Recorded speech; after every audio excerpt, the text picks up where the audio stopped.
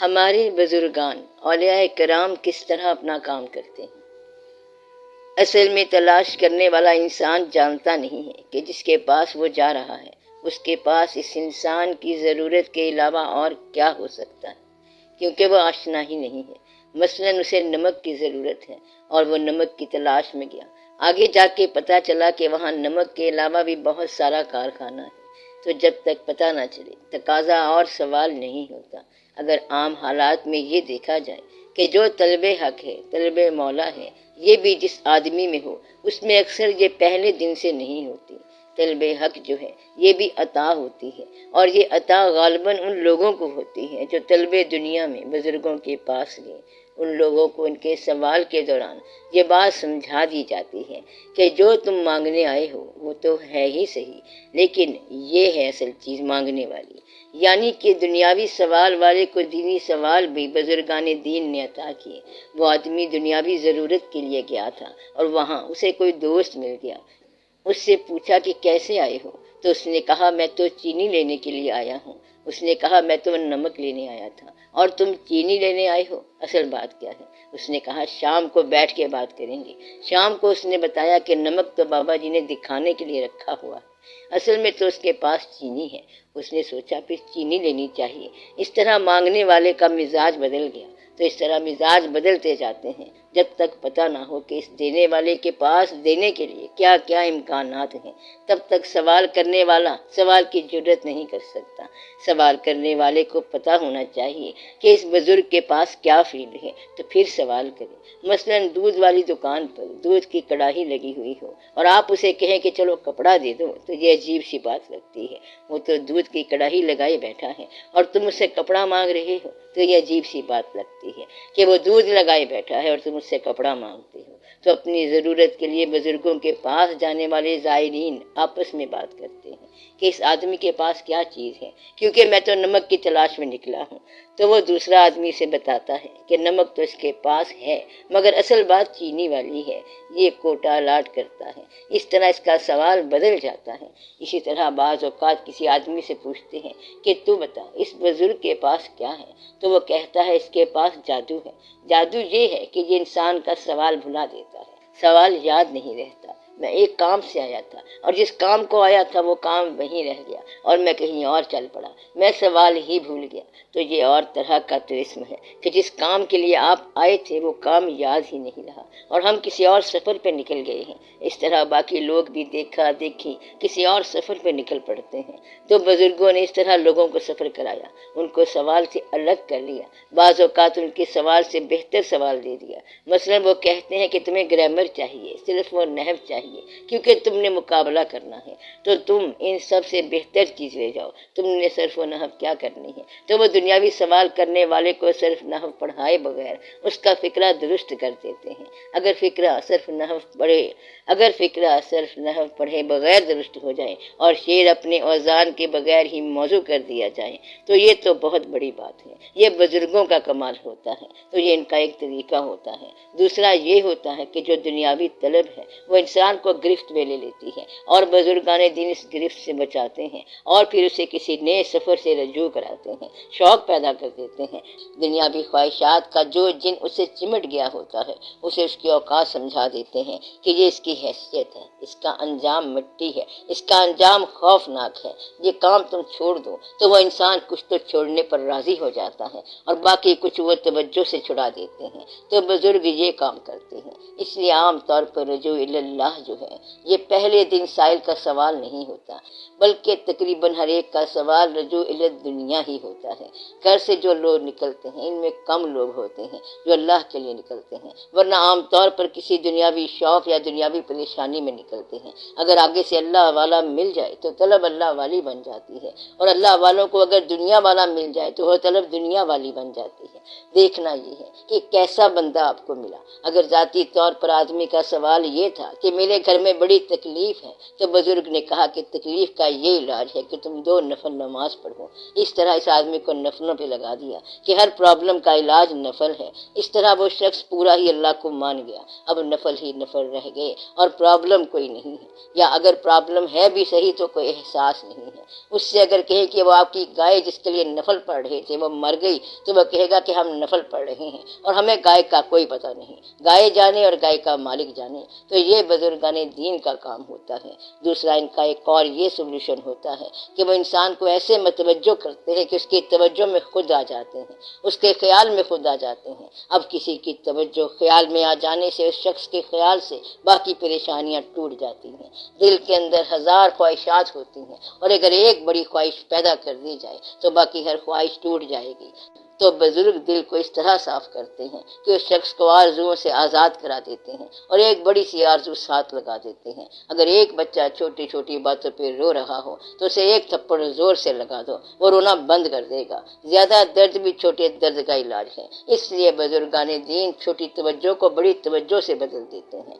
ایک بندہ جو بری کمپنی میں بیٹھنے والا تھا، وہ اچانک کسی بزرگ کے پاس چلا گیا کہ وہاں کیا فراڈ ہوتا ہے، ہم تو بری محفل میں رہتے ہیں، کھاتے ہیں، پیتے ہیں، کمائیاں کرتے ہیں، مگر دیکھیں کہ یہ کیا کرتے ہیں۔ بزرگ نے اس کا ایسے استقبال کیا کہ واہ بھئی واہ، جہاں سے تم آئے ہو وہاں سے تو کوئی آدمی نہیں آ سکتا، تم نے کیا کمال کر دیا، تم وہاں سے مڑ کے آئے ہو جہاں سے انسان کے واپس آنے کا کوئی امکان نہیں ہے، اس محفل کو چھوڑ کر ادھر آئے ہو، تم آئے تو دیکھنے کے لیے ہو، مگر یہ بھی دیکھو کہ اگر تم مجھے دیکھو گے تو میں بھی تمہیں دیکھوں گا، تم تو مجھے اب دیکھو گے مگر میں تمہیں تمہارے پچھلے وقت سے دیکھ رہا ہوں، تم مجھے دیکھنے کے لیے آئے ہو اور میں تمہارے انتظار میں بیٹھا ہوں۔ تو بزرگان دین اس طرح کام کرتے ہیں۔ اب اس آدمی کے ذہن میں یہ خیال پیدا ہو جاتا ہے کہ یہ بزرگ تو ہمیں دیکھتا ہے کہ میں تو وہاں سے آیا ہوں، اس حالت میں آیا ہوں۔ بزرگ پھر یہ کہتے ہیں کہ میں تمہاری اخلاقیات کی بات نہیں کر رہا، مگر ایک کام کرو کہ رات کا کھانا میرے پاس کھایا کرو۔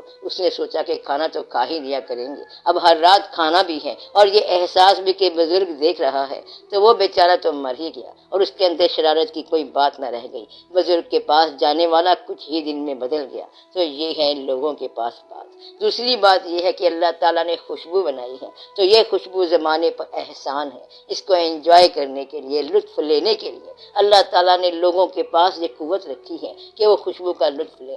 اگر سب لوگوں کو زکام ہو جاتا تو خوشبو کا لطف ہی نہ آتا۔ خوشبو کے لیے جو شامہ قوت ہے، خوشبو کا لطف لینے کے لیے جو آپ کو ملی ہے، وہ بھی اللہ ہی کی عطا ہے۔ گویا کہ جتنی خوشبو ہے اتنی خوشبو کی ضرورت پیدا کر دی۔ تھوڑی بہت آگے پیچھے ایک زمانہ ایسا تھا کہ گلاب ہی گلاب تھے اور کوئی خریدنے والا نہیں تھا، اور پھر ایسا بھی ہوتا ہے کہ سونگھنے والا تلاش کر رہا ہو لیکن گلاب نہ ہو۔ لیکن عام طور پر گلاب اور خوشبو کا احساس برابر برابر ہوتا ہے، ان میں کوئی خاص فرق نہیں ہوتا۔ اسی طرح اس نے خوبصورت چہرے بنائے، مٹی وچوں پیدا کردہ صورت بی بی رانی۔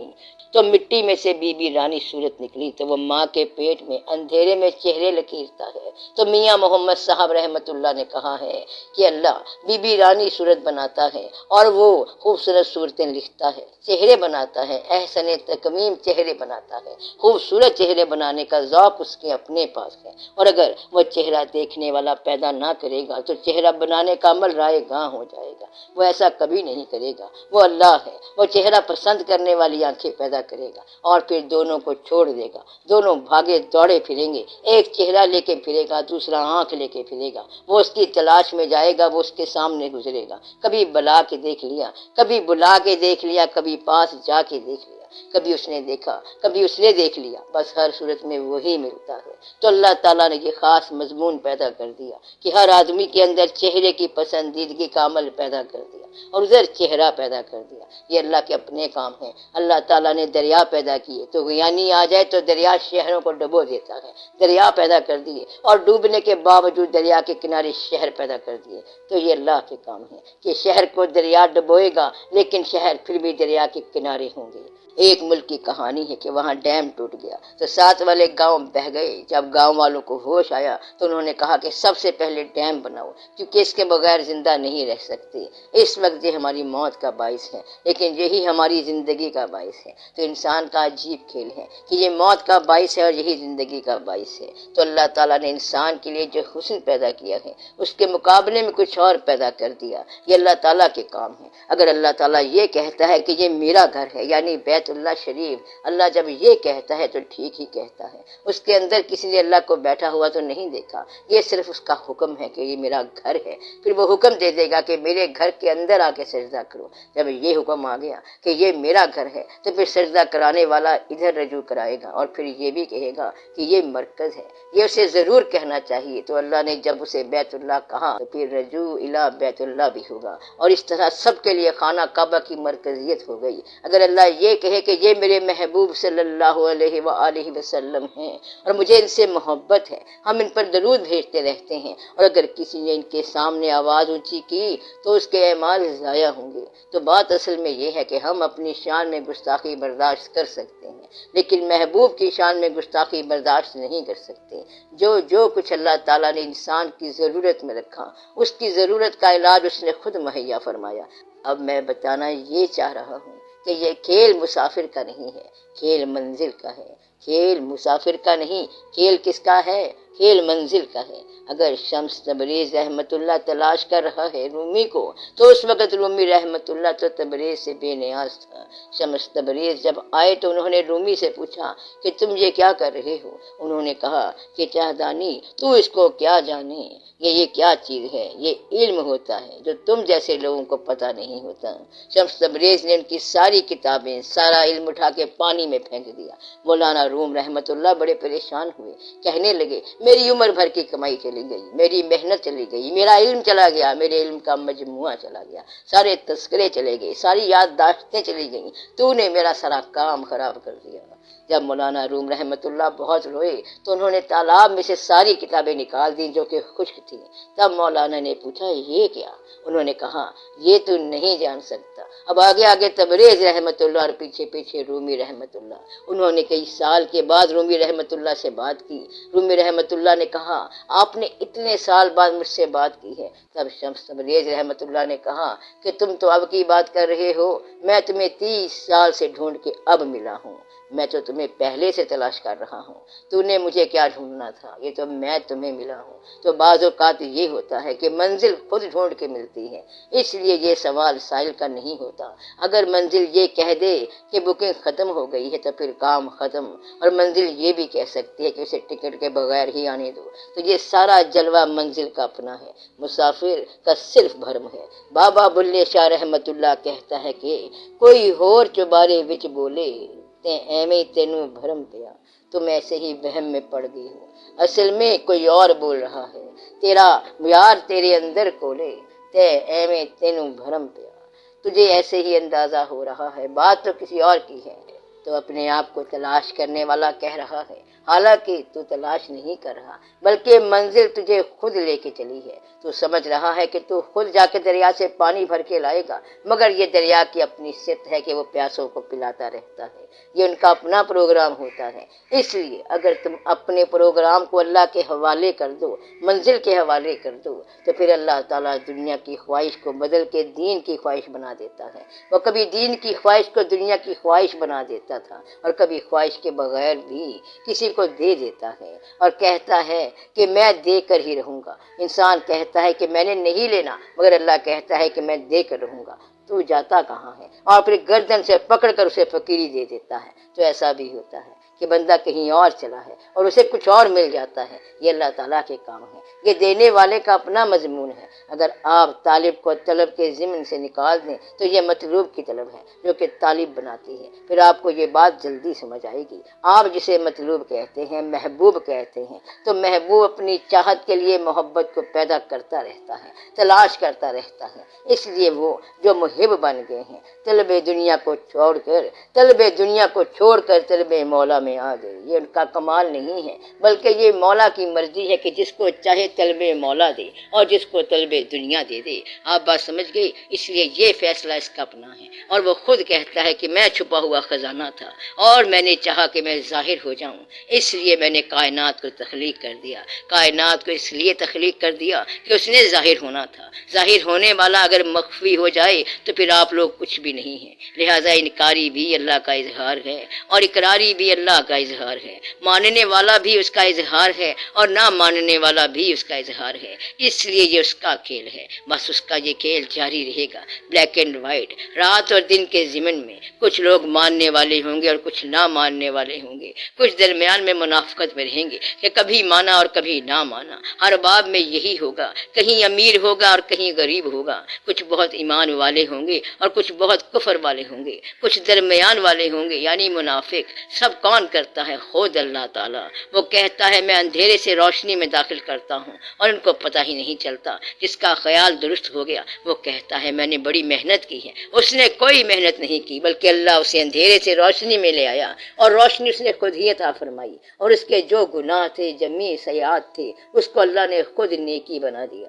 اس طرح ساری نیکی ہو گئی۔ بعض اوقات اتفاق سے جاتے جاتے اس سے کوئی ایسی نیکی سرزد ہو گئی کہ اس کا کام بن گیا۔ مثلا اسے ایک بڑھیا مل گئی جس سے اس نے نیکی کر دی، بڑھیا نے اسے دعا دے دی کہ جا تجھے اللہ تعالیٰ فقیر بنا دے، اس طرح دعا ہو گئی۔ اس کا مطلب یہ ہے کہ جو طلب دنیا کی ہے یا طلب دین کی، اس کے اندر آپ فیصلہ نہ کرنا، بلکہ فیصلہ منزل پر ہوگا۔ فیصلہ کب ہونا ہے؟ منزل پر۔ دنیا کی طلب بری نہیں ہے اور دین کی طلب کا پتہ نہیں کہ اس کا نتیجہ کیا ہو، دیکھنا یہ ہے کہ کہاں اختتام ہوگا۔ دعا یہ ہے کہ آپ کی دنیا کی یا دین کی طلب جو ہے اس کا اختتام جو ہے وہ اللہ کے فضل کے پاس ہونا چاہیے۔ اس لیے وہ طلب بہت ضروری ہے، بہت مبارک ہے جو اللہ خود عطا فرمائے۔ آپ اپنی طلب کا ضرور جائزہ لیا کریں۔ آپ اپنے دل کو ایک کمرہ مان لیں اور اس کے دروازے پر چوکی دار، پہرے دار بن کے بیٹھ جائیں اور اندر داخل ہونے والی خواہش سے سوال کریں کہ تم کون ہو؟ یہاں دنیا میں ٹھہرنے کی خواہش ہو یا دین کی خواہش ہو؟ اگر تو وہ دنیا کی خواہش ہے تو نیزہ مار کے باہر نکال دو، اور دین کی خواہش ہے تو آنے دو۔ اس طرح کمرے یا مکان کے اندر کا جو حال ہے وہاں چانن ہو جائے گا، سارے کا سارا دین ہو جائے گا۔ اس لیے دل کے دروازے پر دربان بن جاؤ اور اپنی خواہشات کا چہرہ ضرور دیکھو، کہیں ایسی خواہشات نہ ہوں جو آپ کی ساری محنتیں ضائع کر جائیں۔ آپ ایسی خواہش رکھیں جس میں آپ کی محنت کسی حوالے سے ہو۔ محنت کے اندر اگر حوالہ نہ ہو تو محنت کوئی شے نہیں ہے۔ ایسا نہیں ہے کہ آپ ہوائی جہاز کا ٹکٹ لے کے حج کرنے چلے جائیں تو اللہ جلدی مل جائے گا۔ حج تو ارادے کا نام ہے، نیت کا نام اور رجوع کا نام ہے، اور اگر آپ کا رجوع اللہ کی طرف ہو گیا تو آپ کا حج شروع ہو گیا۔ حج پیسے کا نام نہیں ہے، ٹکٹ خریدنے کا نام نہیں ہے، ہوائی جہاز میں بیٹھنے کا نام نہیں ہے، وہاں سے ہو آنے کا نام نہیں ہے، اور وہاں سے واپس آنے کا نام نہیں ہے۔ حج کس کا نام ہے؟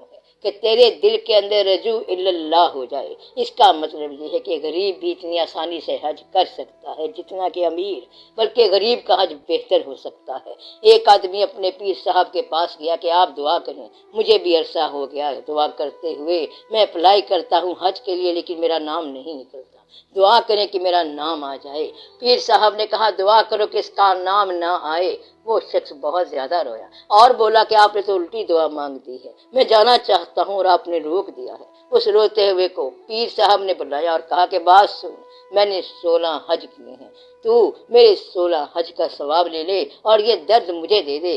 تو حج نہ کرنے کا جو درد ہے وہ حج کے ثواب سے زیادہ ہے۔ اگر آپ کے دل میں صداقت پیدا ہو جائے تو سارا سفر صداقت ہی صداقت ہے۔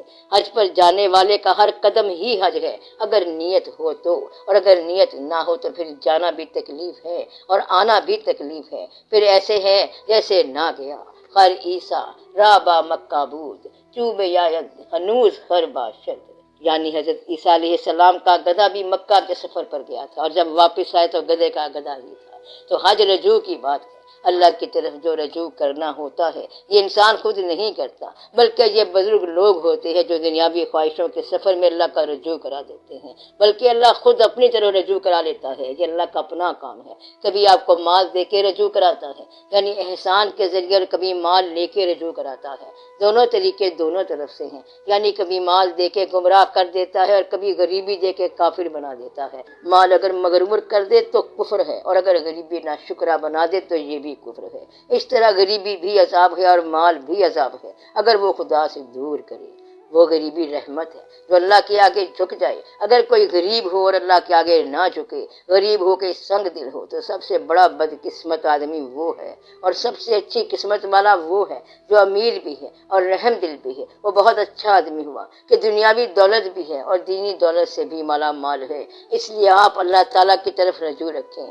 طلب کوئی بھی بری نہیں، دنیا کی طلب بھی بری نہیں۔ جو چیز جہاں ہے حق ہے، باطل تو ہے ہی کچھ نہیں۔ اگر آپ ڈاکٹر کے پاس جا رہے ہیں تو یہ طلب بری نہیں ہے، طلب حق ہے۔ تو بات کیا ہے؟ بات یہ ہے کہ یہ سارا کچھ اس نے پیدا کیا ہے۔ اس لیے آپ اللہ تعالیٰ پر بھروسہ کرو، دنیا بھی اس کی اور دین بھی اس کا، بس وہ اپنا بنا کے رکھے، یہ اس کی مہربانی ہے۔ اپنا بنانے کا ثبوت آپ اپنے دل میں کب دیکھیں گے؟